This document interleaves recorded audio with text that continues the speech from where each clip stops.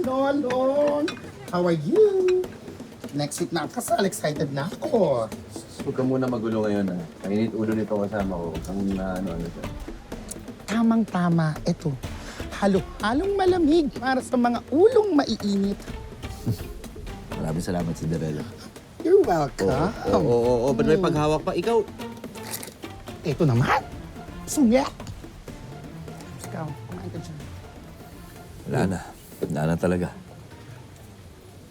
Yung trabaho ko, Buk.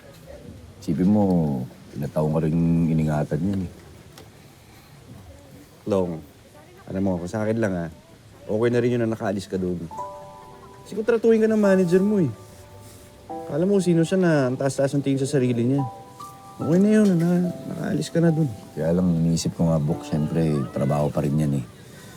Alam mo yun, sana hindi ko na lang pinatulan.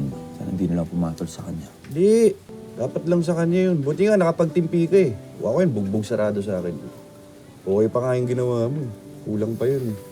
Huwag naisipin yun. Buk, sa dami kasi nangyayari ngayon, siyempre, magkasabay-sabay kung kailan magpapakasal na kami ni Elsie. Ganto, may kakilala ako. Magaling siya mag-budget sa mga ganyan. Magaling siya mag-organize. Expertise niya talaga yan. Tapos kung magkano lang yung budget mo, yun yung papaikutin niya. Pwede ba yun? Oo, kaya-kaya niya yun. Sino yan?